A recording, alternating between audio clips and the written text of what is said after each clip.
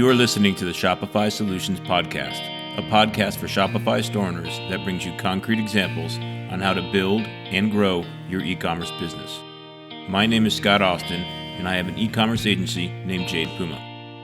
In this podcast, I'll share my e-commerce insights and best practices with you. Hey, Scott Austin here. In this episode, I'm going to talk about fonts. This is meant to be a basic primer on typography. So I'll talk about some of the vocabulary that defines fonts, and then I'll give you some advice on how to pick fonts for your Shopify store. Let's start with some basics about fonts. Fonts fall into the following groupings. 1. Serif. Serif letters have small extensions at the end of the lines, like you see in a typical newspaper print.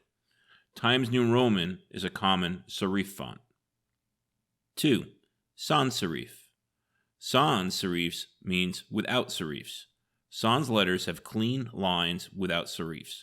Examples are Helvetica and Arial. 3. Script. Script fonts have very ornate letters like you would see on a wedding invitation. Shopify doesn't have many script fonts, which is appropriate, as their use should be limited in e-commerce stores. 4. Handwritten. Handwritten fonts look like handwriting. Shopify only provides a couple of them, which is unfortunate because when properly used, they can make a site look more personal. 5. Slab. Slab is a subset of serif fonts.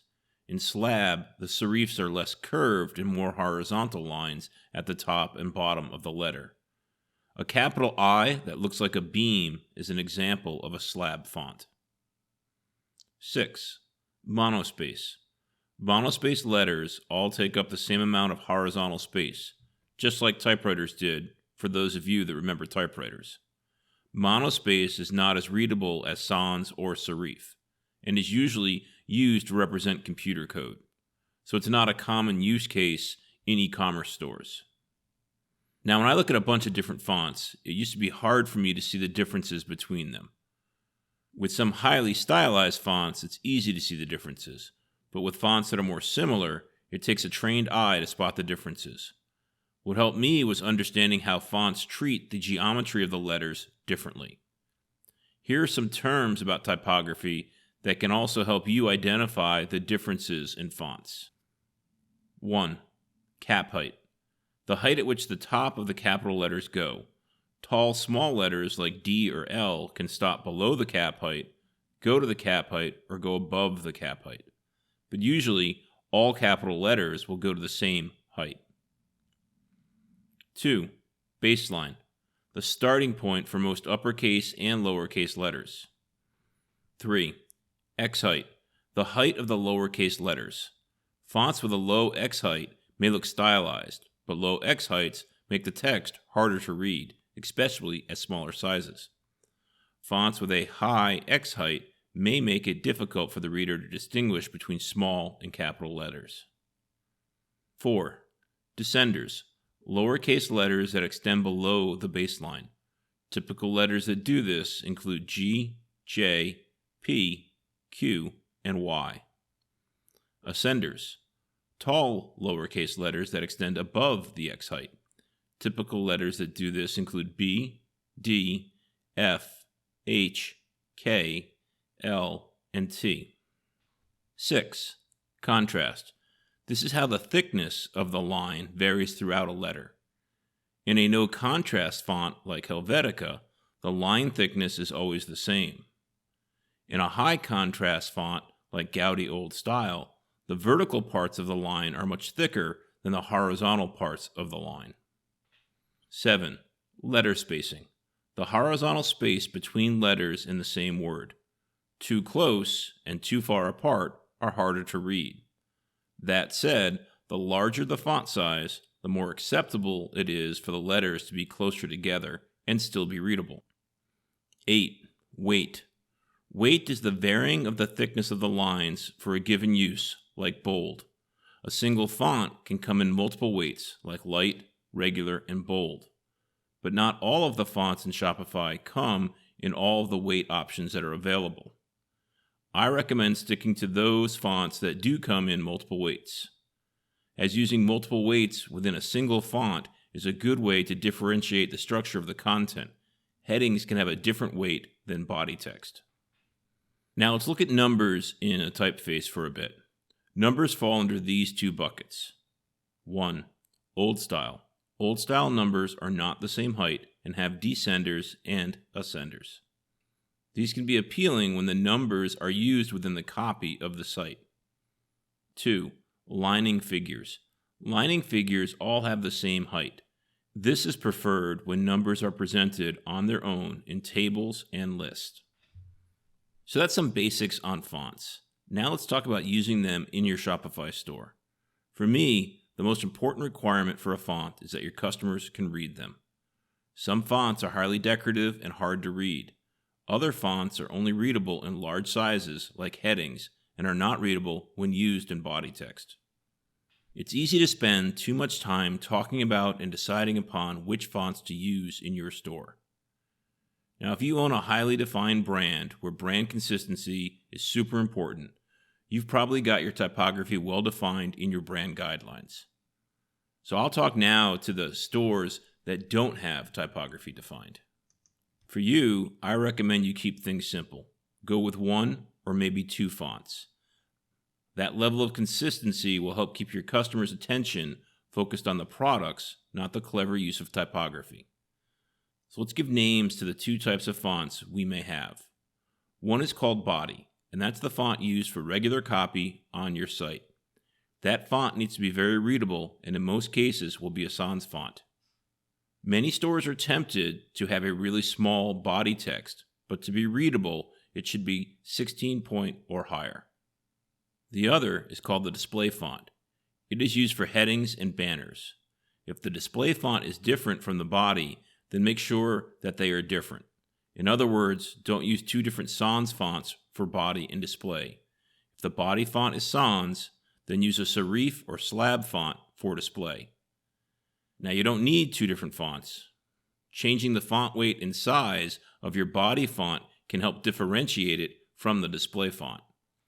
Shopify rolled out a much larger set of built-in fonts in the past couple of years.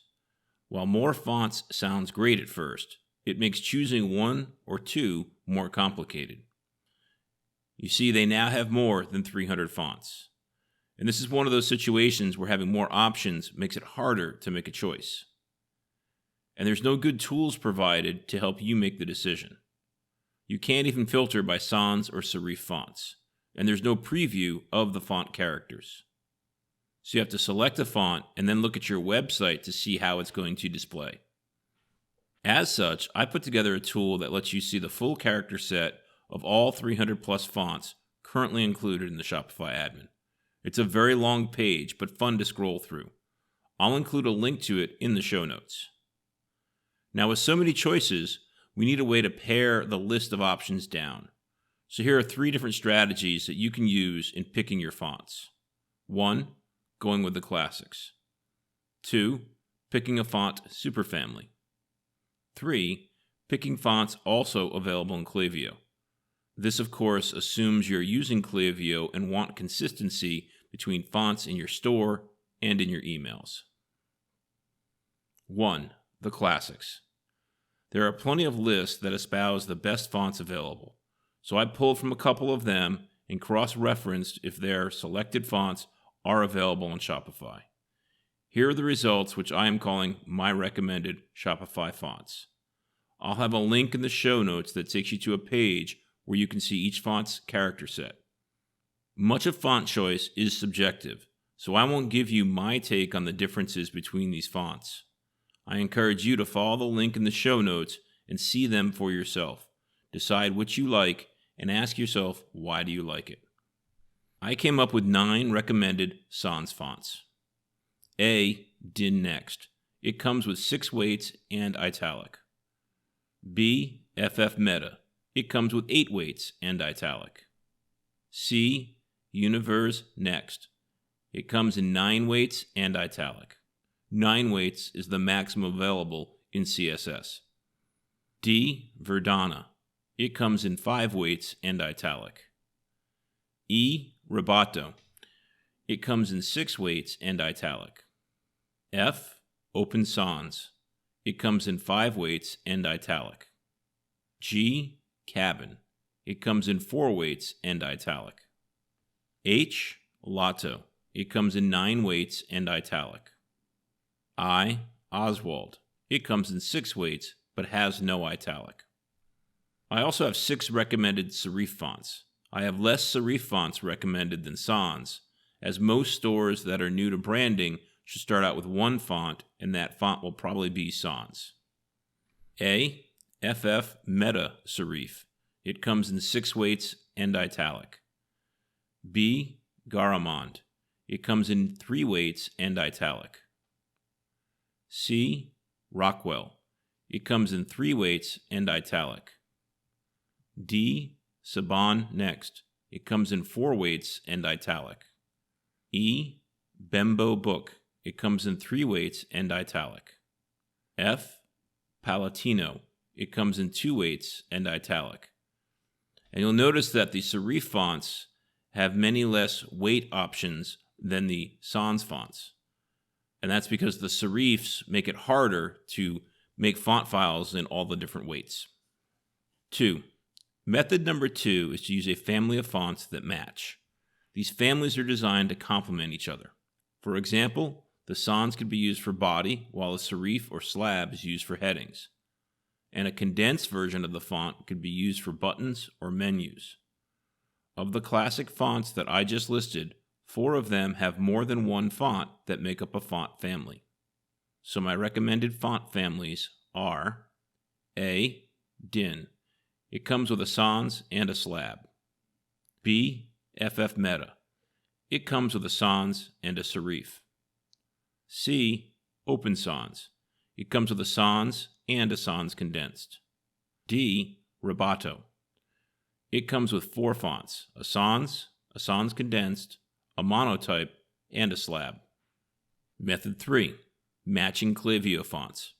If you've listened to previous episodes, you know that I recommend Klaviyo for email. Klaviyo only provides 19 fonts to use in its emails. And of those, 8 are also provided by Shopify.